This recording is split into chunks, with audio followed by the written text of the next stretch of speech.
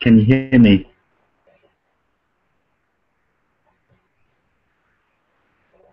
Good.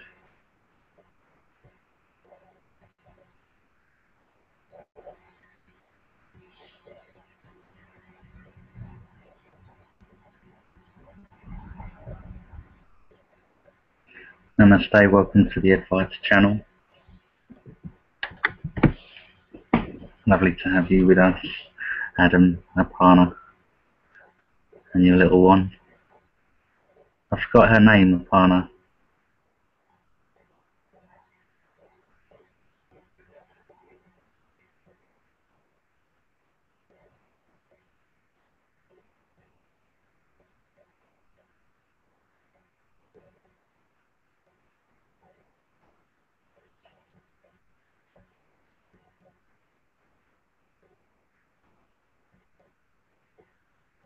I said I forgot your daughter's name.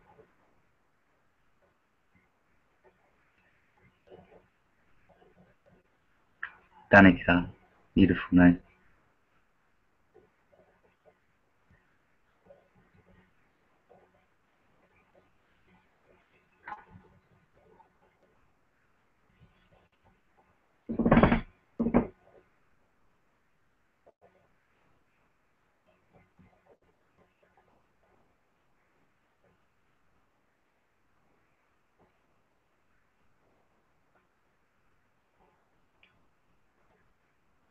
Om Sadguru Ruji Ji Ki Jai. Om Sadguru Nanta Ji Ki Jai.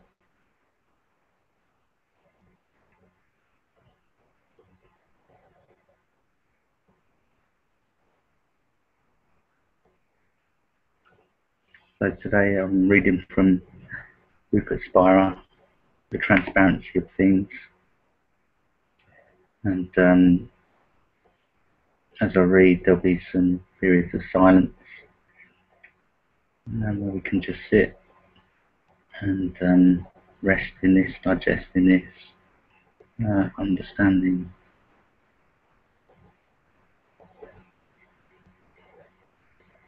And then if there's an opportunity, or there's any questions, or there's any natural sharing that comes, then that will be how it flows. It's just lovely to be here actually with you. Let's just be, without having any expectation of needing to impart anything or to say anything spiritual. It's a great freedom. Great freedom.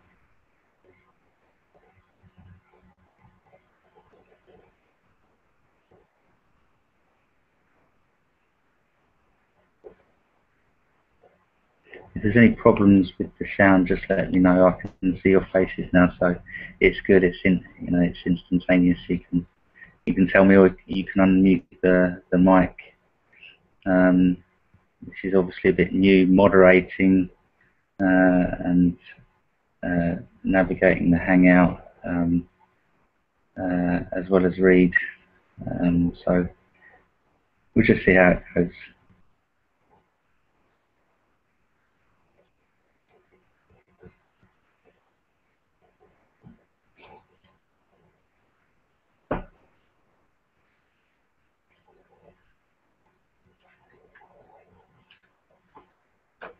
So I always read out the summary on the back, because it makes it very clear, and if anyone doesn't have any prior understanding and they're watching via YouTube, it can be helpful. So can you hear me okay? The sound, the volume is okay? Good. So the purpose of Rupert Spira's book is to look clearly and simply at the nature of experience without any attempt to change it.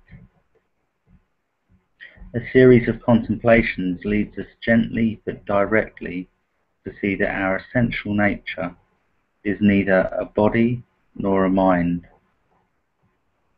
It is the conscious presence that is aware of this current experience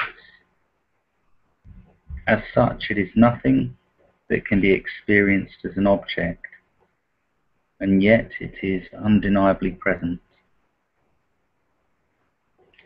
However, these contemplations go much further than this. As we take our stand knowingly as this conscious presence that we always already are, and reconsider the objects of the body, mind, and world, we find that they do not simply appear to this presence, they appear within it. And further exploration reveals that they do not simply appear within this presence, but as this presence. Finally, we are led to see that it is in fact this very presence itself that takes the shape of our experience from moment to moment, whilst always remaining only itself. We see that our experience is and has only ever been one seamless totality with no separate entities, objects, or parts anywhere to be found.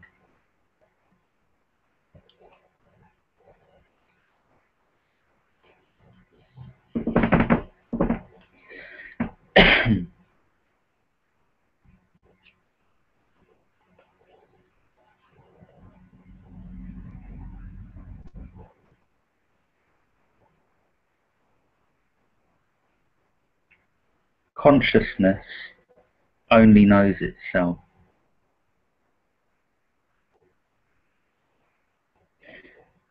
There's a quote here from Plotinus, or Plotinus, I don't know how you pronounce that. Never did I see the sun unless it had first become sun-like, and never can the soul have vision of the first beauty unless itself be beautiful.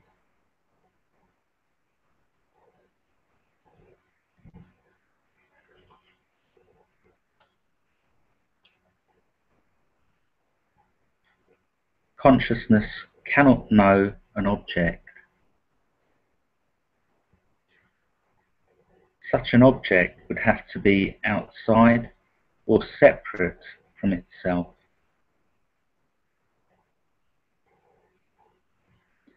How could consciousness know something that was outside or separate from itself? How would it make contact with such an object?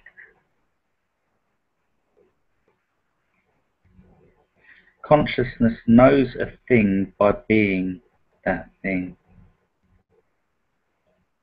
That is its mode of knowing anything.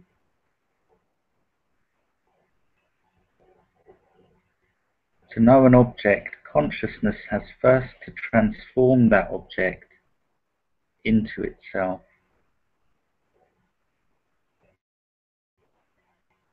The object is transformed into the substance of consciousness in order to be known by consciousness as consciousness. However, that is written for the mind that insists that objects exist in their own right, outside consciousness. In fact, no such thing happens. The object is never outside consciousness in the first place, and therefore there is no question of taking it in or transforming it. Rather, consciousness takes the shape of the object, of the current experience, from moment to moment, whilst always remaining exactly as it is.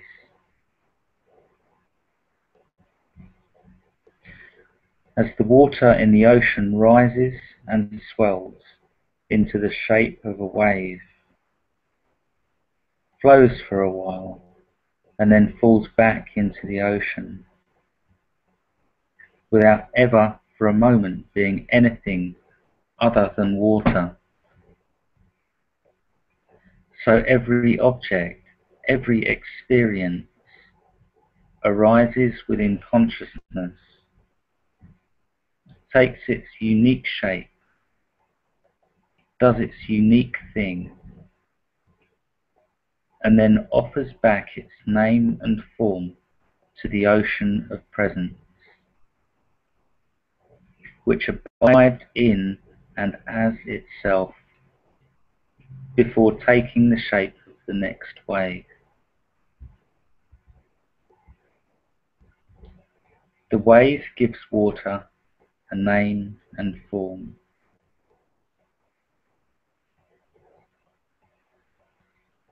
When the wave vanishes, only name and form vanish. Water remains as it always is. The object does not dissolve in consciousness. It is always only consciousness. There is nothing to dissolve. There is no part of the object that is not consciousness, and consciousness cannot dissolve. Into what would it dissolve?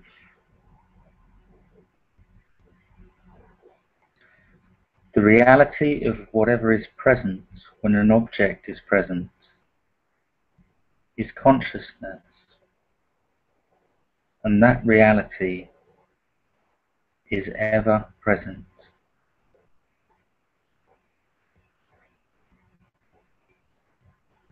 Nothing ever disappears.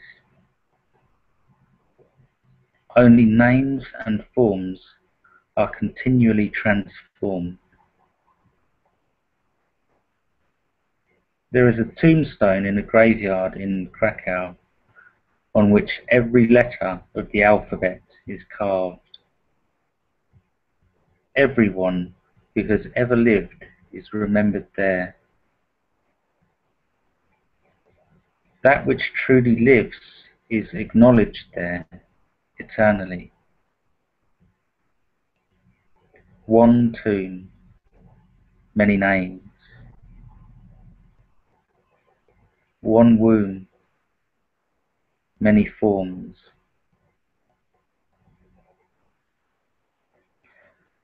Wherever we look, we see only the face of God.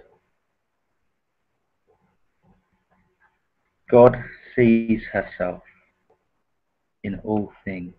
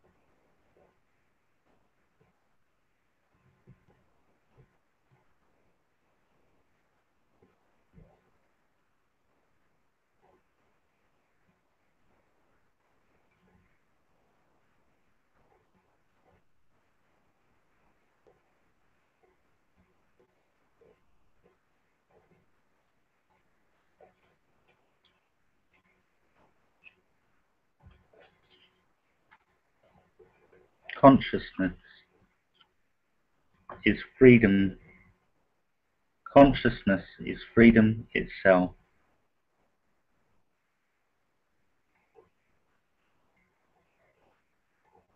I often hear it said that there is nothing one can do with the thinking mind to achieve enlightenment. Is this so? The simple answer is yes, but the thinking mind is a series of abstract concepts with which we, as a culture, have agreed by common consent to represent our experience so as to enable us to communicate. The language of the mind is a code.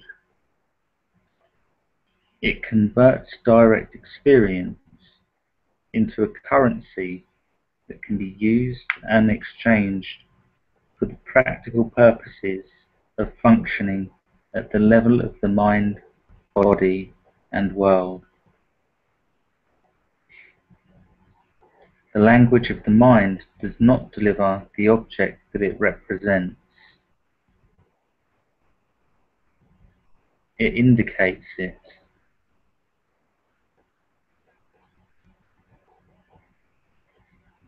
However, we forget this and take the mind's formulations as true descriptions of our experience.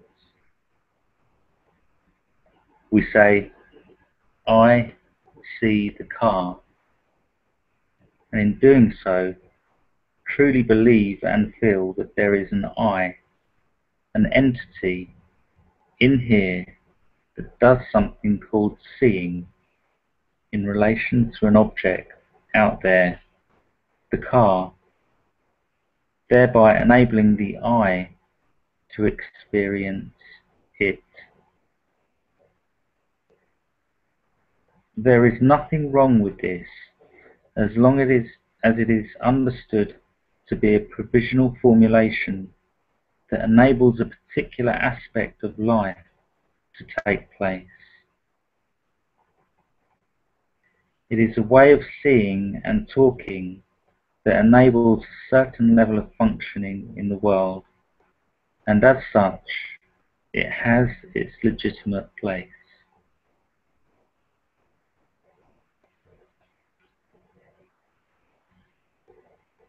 However, it is only when we take such a statement as a description of our actual experience, as a description of reality, that the confusion begins. The statement, I see the car, does not represent the true nature of the actual experience of seeing the car. For this reason, the non-dual teaching, whose aim and purpose is to understand and reveal the true nature of experience, is often suspicious to the point of rejection of the mind's role in the unveiling of reality. After all, the argument goes, it is the dualistic nature of the thinking mind that created the problem in the first place. Why would we rely on the same deceptive instrument to alleviate it?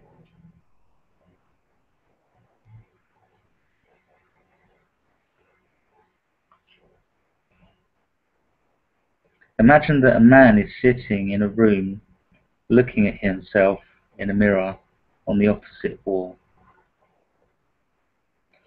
After a while, the man begins to construct an edifice between himself and the mirror that obscures his reflection until he is no longer able to see himself.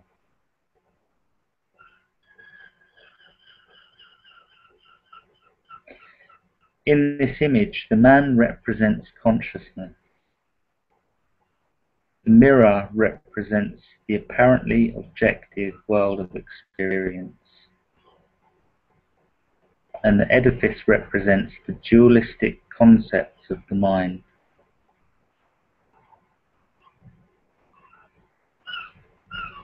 So the man represents consciousness, the mirror represents the apparently objective world of experience, and the edifice represents the dualistic concepts of the mind.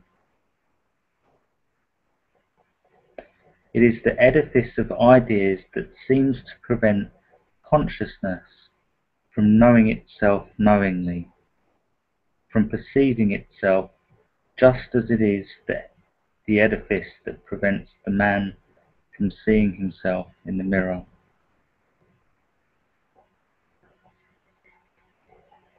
It is true, therefore, that anything the man adds on to this edifice will only further obscure his reflection.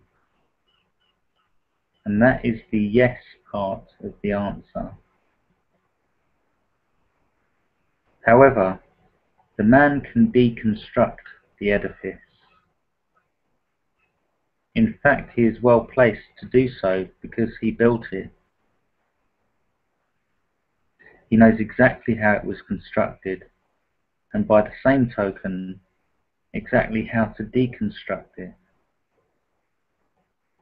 The deconstruction of the edifice is simply the investigation of the mind's belief that I is a separate personal entity, and the exploration of the feeling that I is the body or is located in the body.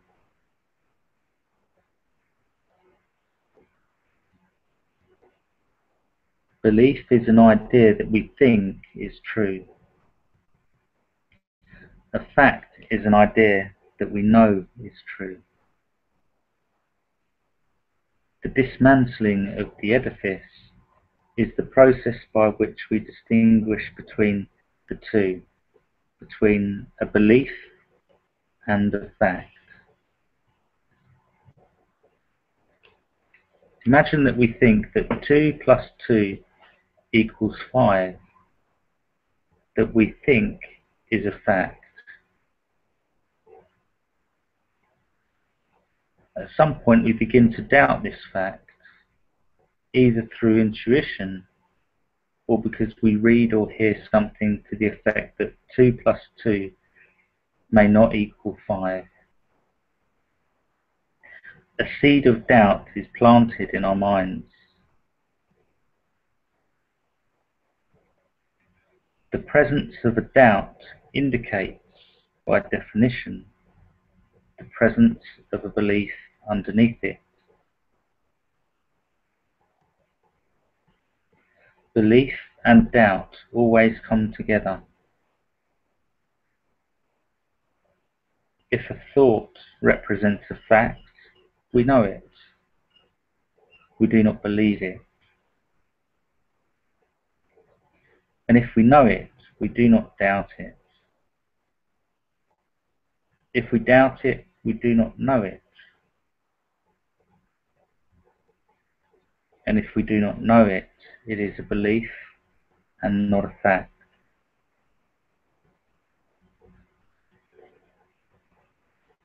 The dismantling of the edifice, the dismantling of that which prevents the man from seeing himself in the mirror, of that which prevents consciousness from knowing itself knowingly, is, at the level of mind, the investigation of our thoughts.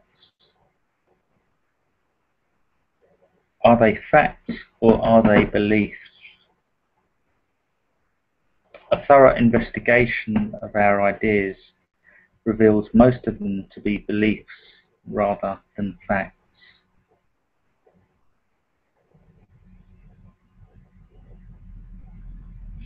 We begin to explore our ideas. We no longer know that 2 plus 2 equals 5. We realize that we think it equals 5. We believe it equals 5, but we are not sure. there is some doubt.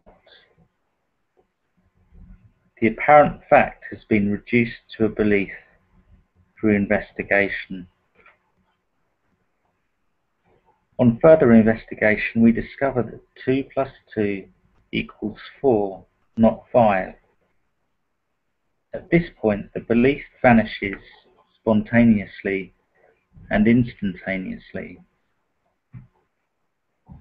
However, it is still possible for the idea 2 plus 2 equals 5 to occur. The belief has vanished, but the idea may remain.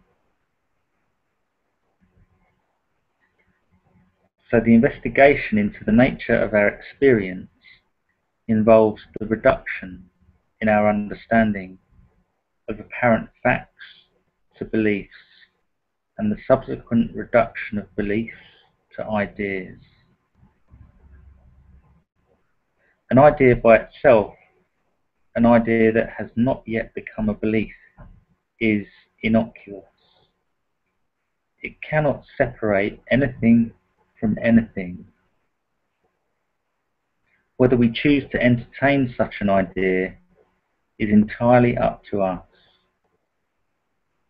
For instance, we may choose to take the thought 2 plus 2 equals 5 in order to understand a child's mind and teach him or her arithmetic.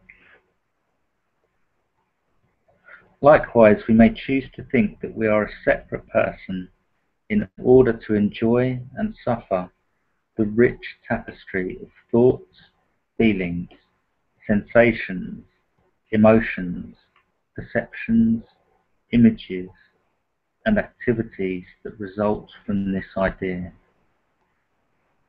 That is our freedom, consciousness freedom.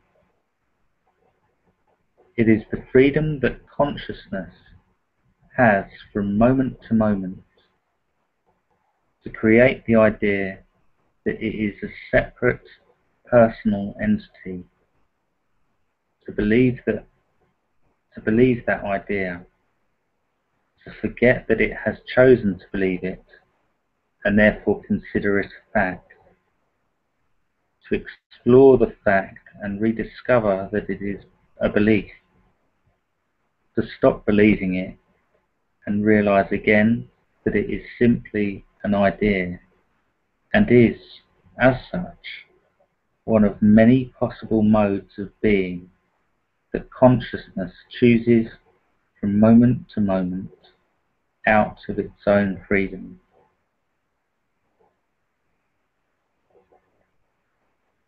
There is nothing wrong with the idea of a separate personal entity. However, the exclusive association of consciousness with that idea is problematic. In this case, the idea of the separate entity is turned into the belief that I am that separate entity.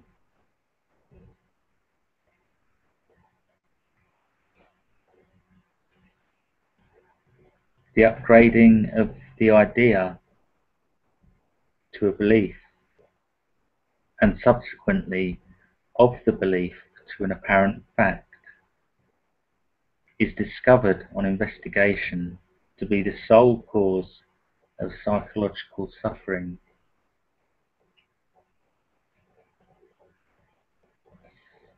However, consciousness is free to do this, just as it is free to stop doing it. Consciousness is freedom itself. It is free to forget and free to remember. It is true that the thought that 2 plus 2 equals 5 arises in the same consciousness as the idea that 2 plus 2 equals 4. As such, both are equally expressions of consciousness. However, it would be simplistic to say that both thoughts are equally true, simply because they appear in and are ultimately made out of the same consciousness.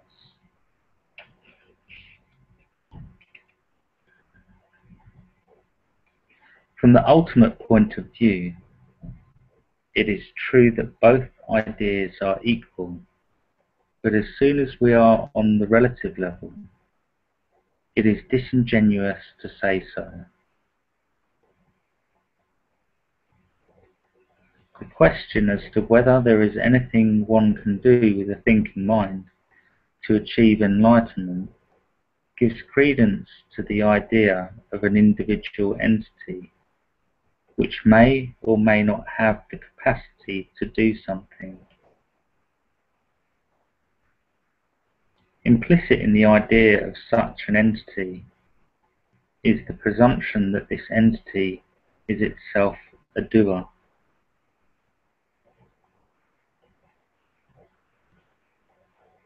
Implicit that entity cannot therefore legitimately say that there is nothing to do. It is already the doer. It would be more honest for that apparent entity to explore its own nature.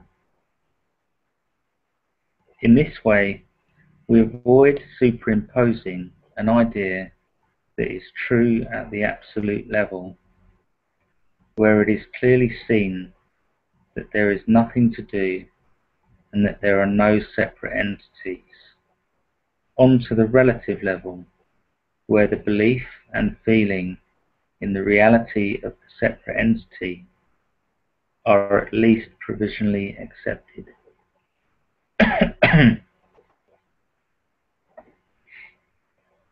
In this issue of there being nothing to do, the levels of consciousness and mind are often confused. The absolute truths of one are used to justify the relative truths of the other.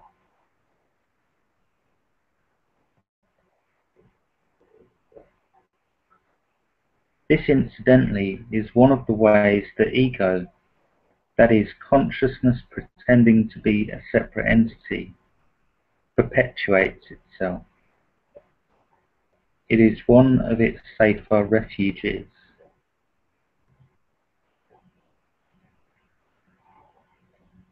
Once we are using the mind, we are knowingly or unknowingly agreeing, at least temporarily, to its concepts and therefore its limitations.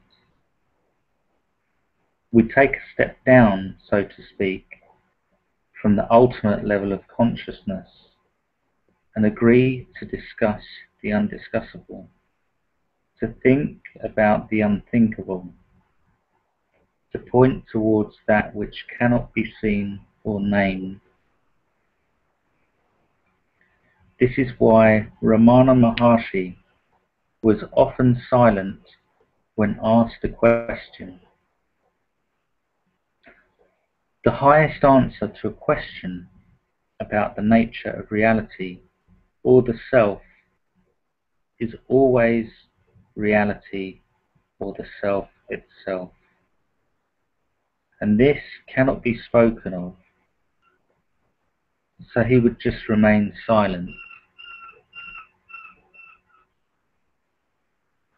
However, there were many who could not receive the subtlety of this answer,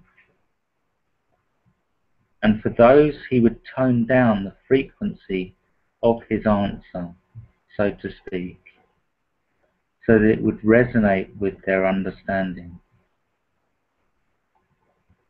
The teacher, for instance, might appear to condone the existence of a separate entity in his answer, if this was deemed necessary to help the student take a step towards understanding. However, it would be simplistic to suggest that in this case the teacher was not speaking the truth, or that his teaching was somehow limited It is a counterpart to, and as simplistic as thinking that one who simply answers every question with everything is consciousness and therefore everything is the same is necessarily coming from the ultimate understanding. It is the deep understanding from which the teaching comes, rather than the political correctness of the words themselves, that indicates the truth of the teaching.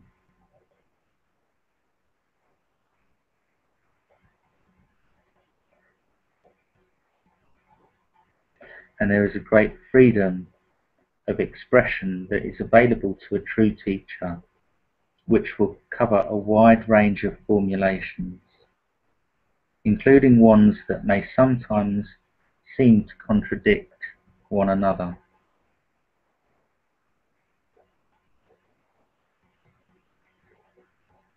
It is true that anything said in words, anything the mind produces, has a level of relativity to it, and hence a degree of untruth, a lack of completeness.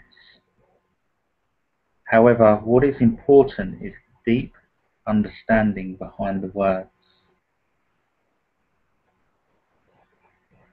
If the words speak a relative truth and yet come from true understanding beyond the mind, it is ultimately the truth of this understanding that is transmitted.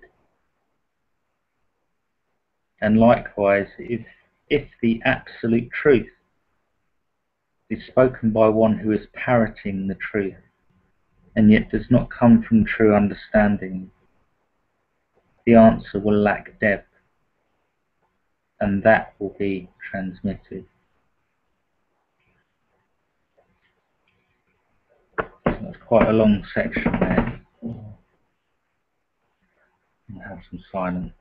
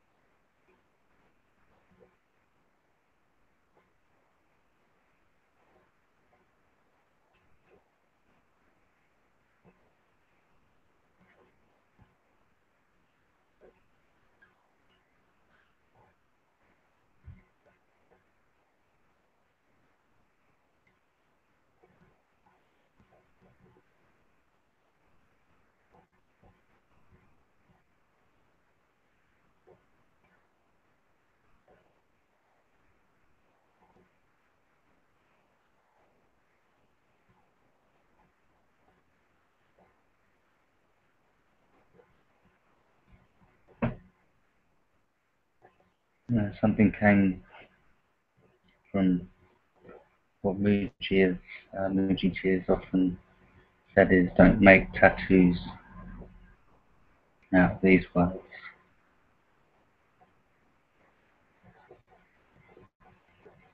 And I guess that final part was really expressing that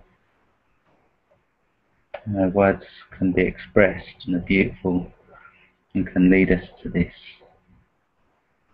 or uproot all these concepts and ideas that prevent us from feeling this reality, but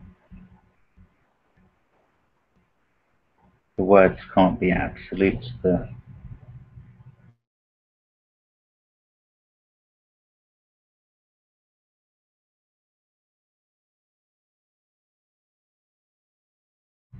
be poetically correct and necessarily have understanding. It really speaks with this felt understanding.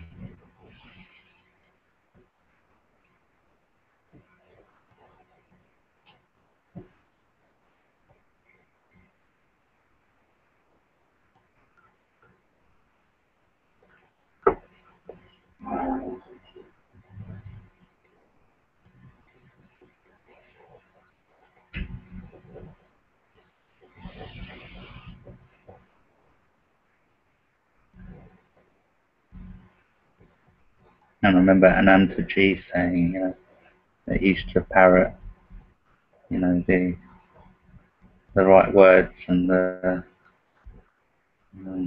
right spiritual sayings. And I imagine I've done that in the past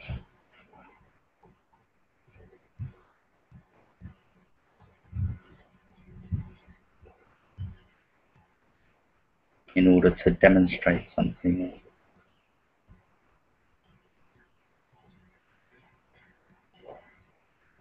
rather than it just be a natural expression of felt understanding.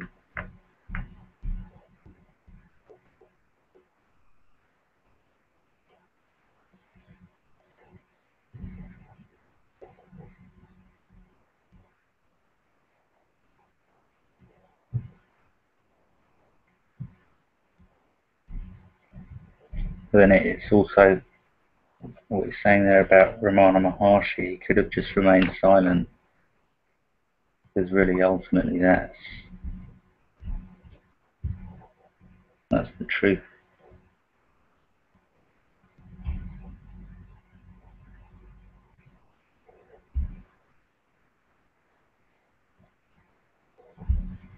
But then the true teacher is one that can meet the needs of the context of the situation.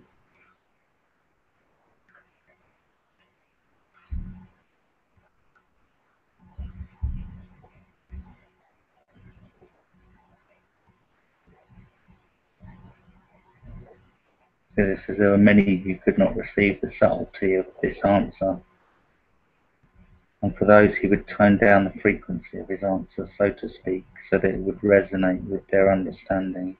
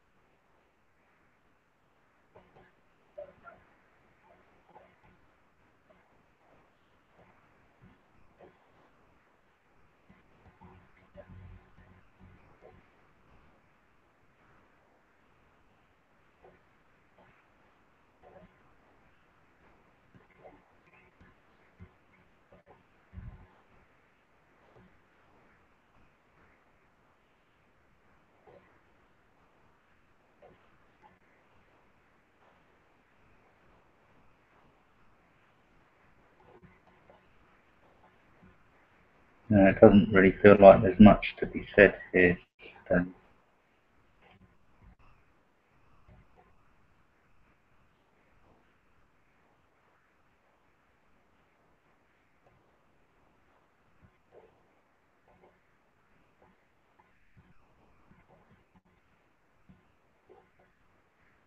Some days that might be different.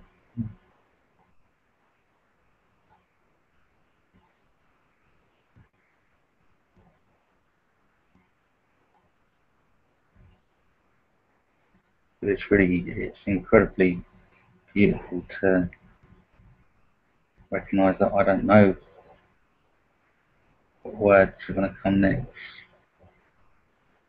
Not as though I choose.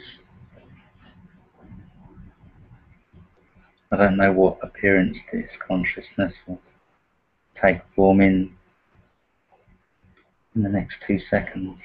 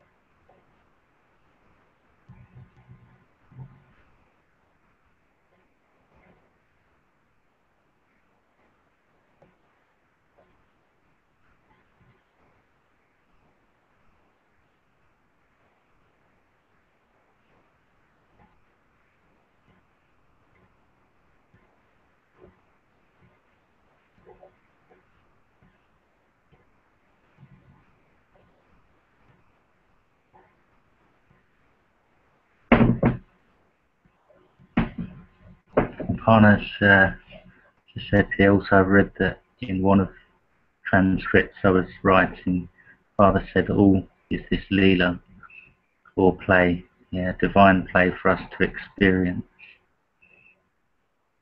Absolutely. You can speak if you want, Parna, and Adam, you can unmute your mic, but also I don't mind reading things out here either for you, it's fine.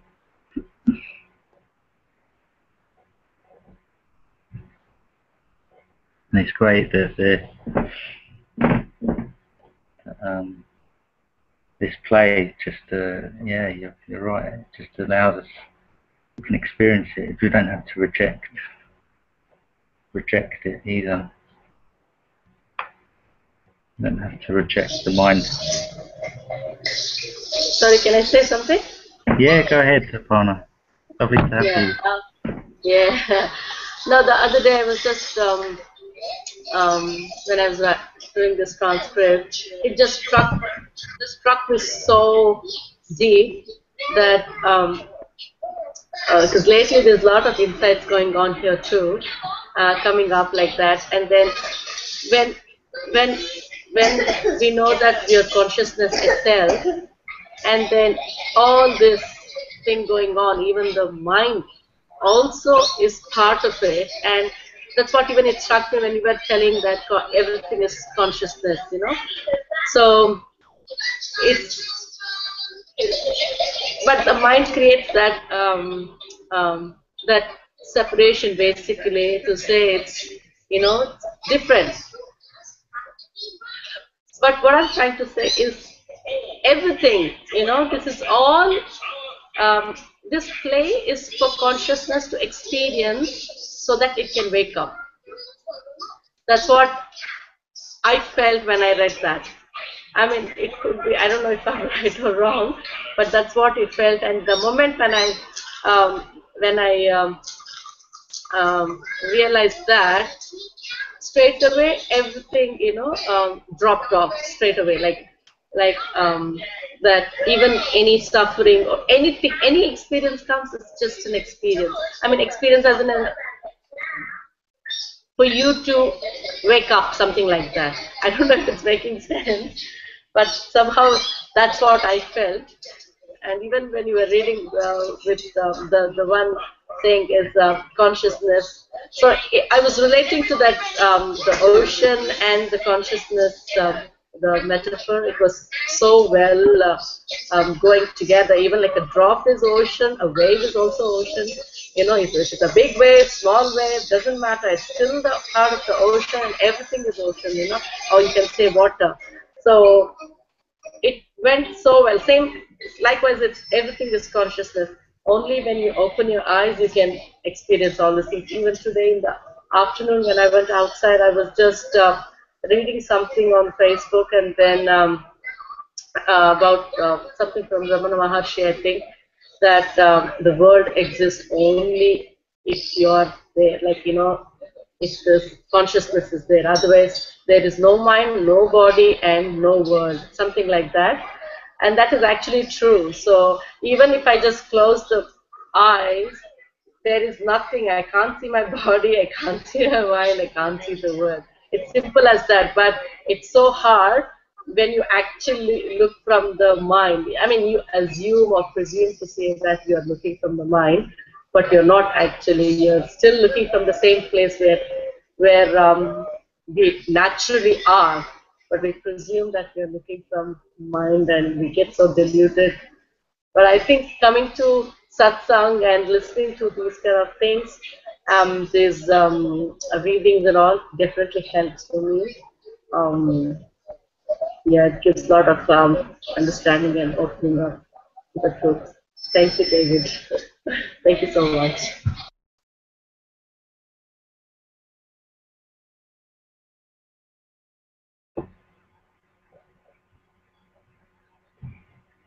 Thank you, Aparna. It was very beautiful sharing. And what was coming for me was, as you were speaking, that yeah, the appearances, and the thoughts, the feelings, they're all always changing, and yet the one constant is consciousness. So consciousness can't be limited to a thought or an idea or this body, because it remains. Whatever appearance changes, whatever the thoughts may change, it remains.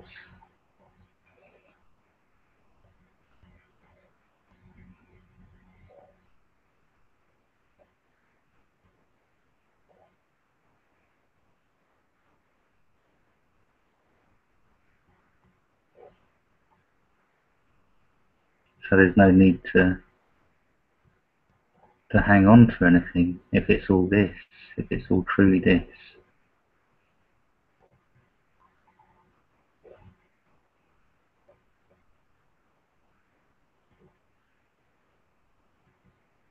You can't ever find a thought or an object or an appearance that is separate from this knowing or consciousness or awareness. I can't find two things right now. Feeling that, can't somehow find here is consciousness, and here is the appearance of a thing.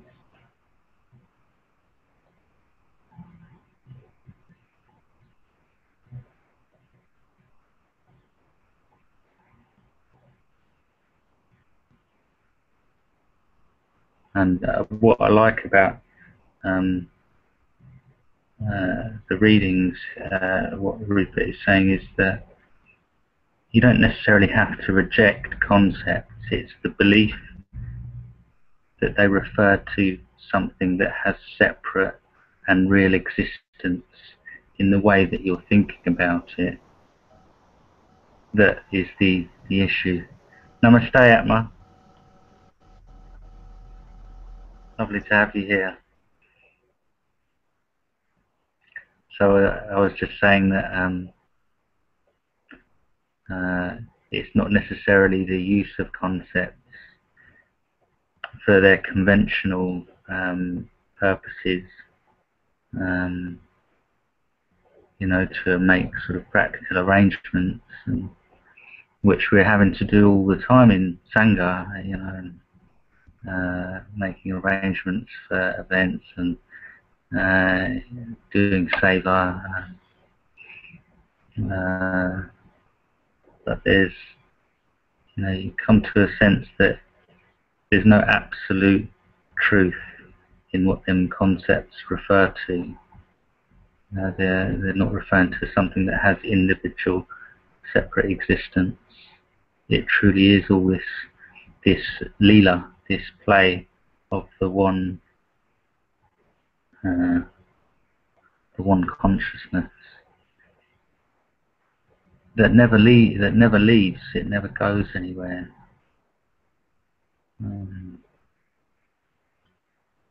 The shapes and the appearances may change, but it's always this space, is always here.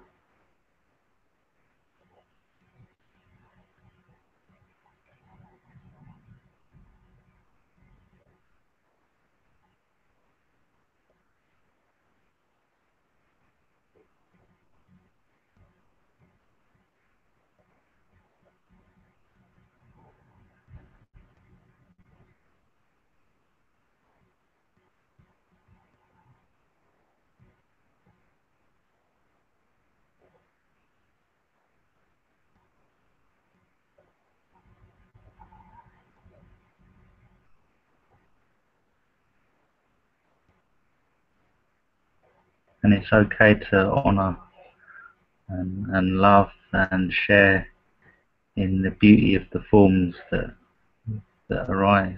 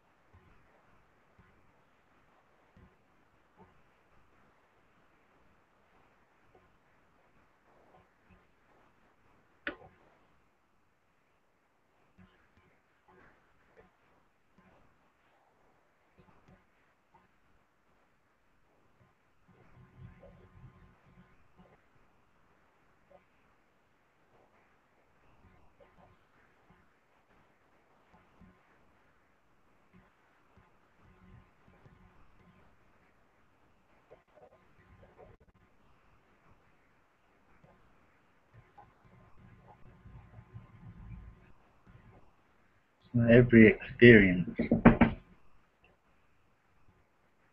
every thought, every sensation, are just labels that are only the actual experience itself is only confirmation of this empty space of knowing that it's always present,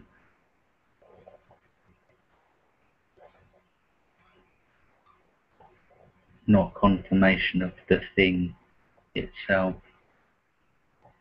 in the way that the mind thinks of and labels the thing in quotation marks.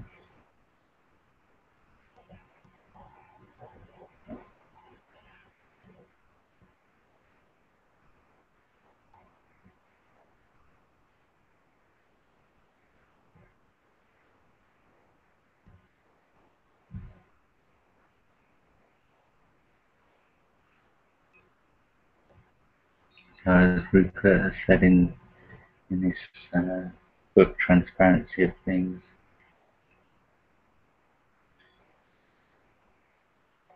objects reveal this reality, that which knows.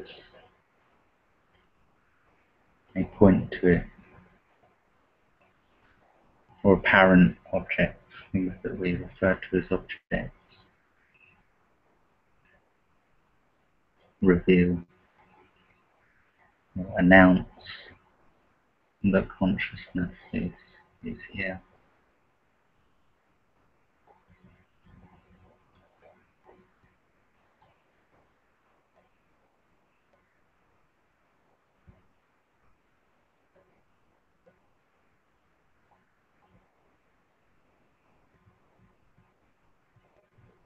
So I had somebody ask a question the other day that they were finding it difficult to look for consciousness, to find awareness.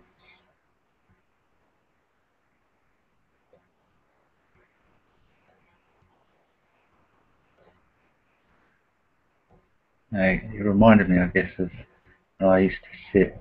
I just come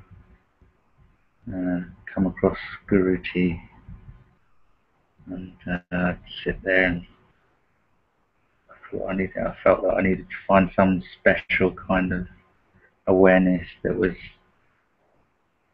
there was no thoughts and there's no objects and it was just pure on its own.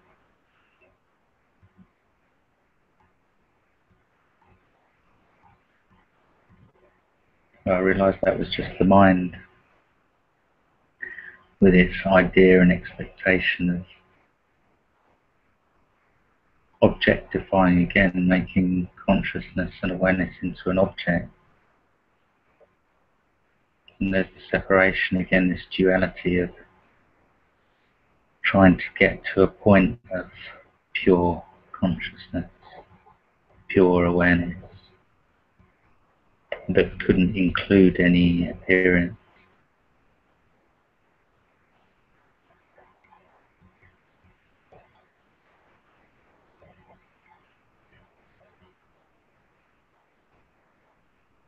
There's no need to find awareness because even the looking is taking place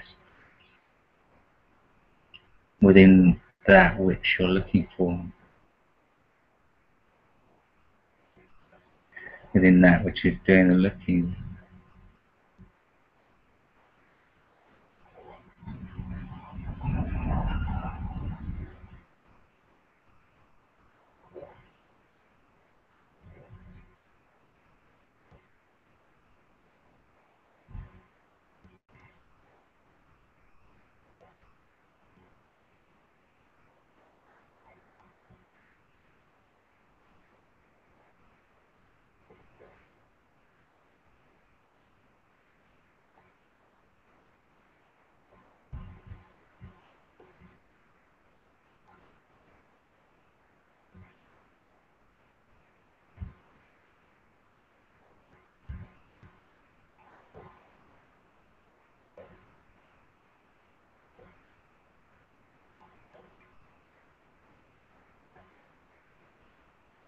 even looking is not necessary. Even that's too much of an effort.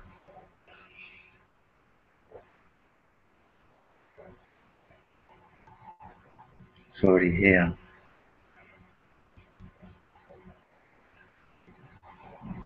Everything, really. Every, just sitting here, every appearance, sound, sensation, just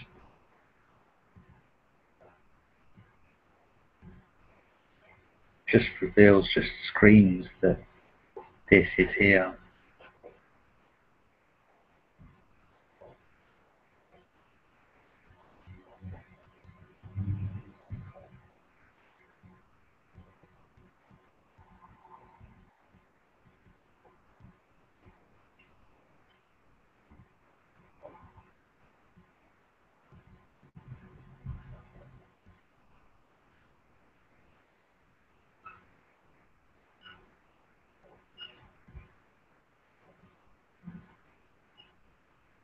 It's no one's achievement.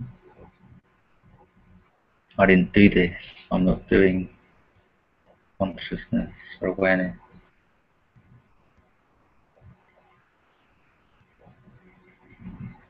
I'm not creating it. There is no need to create it. It's just here.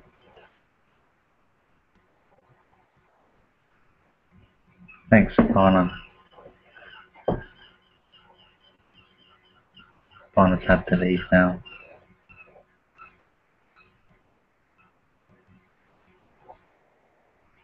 She says thank you, very grateful for your sharing. Thank you, thank you, thank you.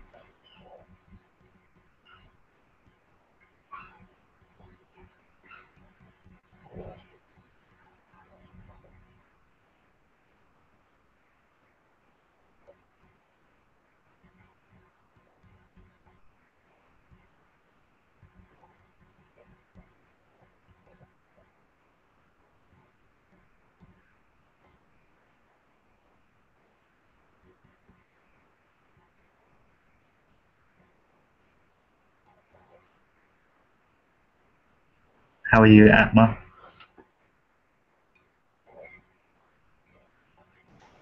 I may speak.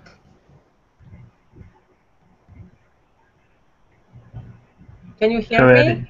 Yes, I can hear you. Wait a moment, just I put maybe this better.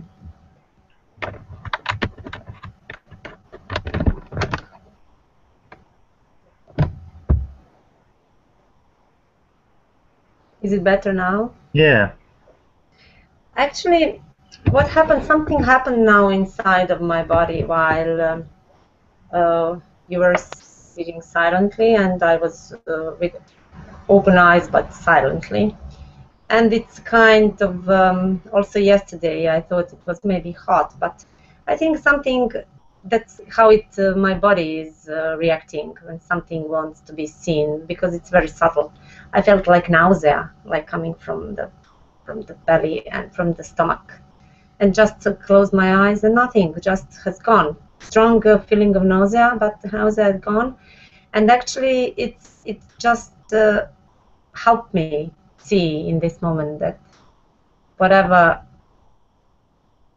feeling, even the only, how to say, the only problem is that when we identified, when we ourselves with our body, that is the like for me very was strong and like primal identification, let's say. Can you hear me still? And it's this identification with the body and sensations in the body, in my stomach, if I'm sick, if not. And actually it was clearly seeing here with you now. I was not expecting to see it so clearly, that it's only that, even I don't even know how to say, it was so obvious in that moment, but more I speak, seems like more I'm away from that.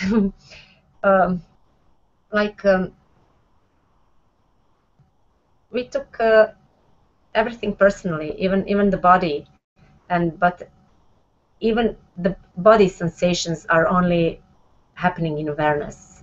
There is only and only awareness, and everything is happening in awareness. Even this body sensation, sickness. Not to speak about the mind, because about the mind it's more clear to me than about the body, because that was the identification was stronger with the body, but actually it's only awareness, just this identification with this is me, this body causes the problems. Once that is this is seen, there is no more problem, because body will still be sick sometimes, but it's like now it's like when I see anything else, when I see you there or other objects, also this body and sensations are felt just happening in awareness. That I wanted to say, and thank you for calling me, because it was happening exactly in that moment, the seeing. Thank you.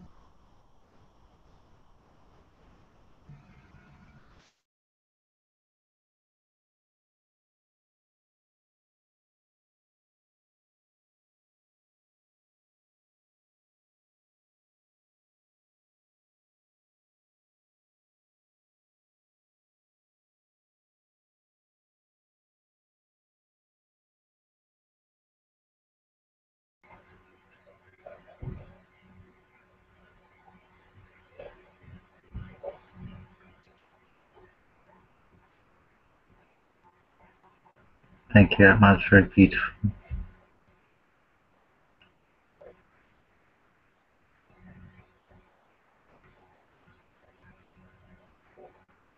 I feel like Adam should say something now. Or have I put you on the spot? You don't have to say anything, Adam. It's fine. Or can you not? Can you hear me? Yes, yeah. Yes. Yeah, it's lovely. Nice to be here. I don't really have anything to say. I was just happy sitting in the presence. Yeah, not much coming up. Yeah, just happy to listen to you and Rupert. Thank you, David. Thank you.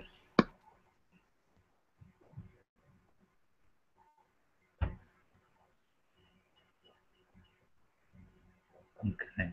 I could stay here all day, and I'd love to, just in silence and sharing with you. It's so nice when we come together, when we've met in person. Like with Adam, I haven't met you yet in person yet, Atma, but always on here, and it's lots of joy, lots of love for everyone in Sangha. Sometimes, from time to time, the mind stuff can come off. People are not liking me now, or those kinds of things, but they're not taken seriously. No, it's the belief, you see, that I used to take things so seriously, and take the mind so seriously, and it just kind of all melts when you're here together like this. It just melts into this one seamless sort of experience, intimacy of experience, Rupert calls it, and there's no sense of having to prove anything or to demonstrate anything. And there is this great love just to be with you. So thank you for being here. So much better in Hangout, actually. On YouTube it's good to chat and to make comments and to try and talk to people in that way, but in here, when you can see in real time, Atma in Sarajevo, is it Sarajevo? You're in, Atma? Bosnia, Sarajevo? Yeah. And Adam's in London, aren't you? Trendy part of London. And here I am in Kent, by the sea. So, yeah. But I'm going to wrap it up because I think I've got to help my wife. So thanks for joining me. And next Sunday I'm on holiday, so I won't be able to read. But Namaste, Om Shanti. Sadhguru Mujiji Ki Jai. Sadhguru Anantaji Ki Jai. Sangaji Ki Jai.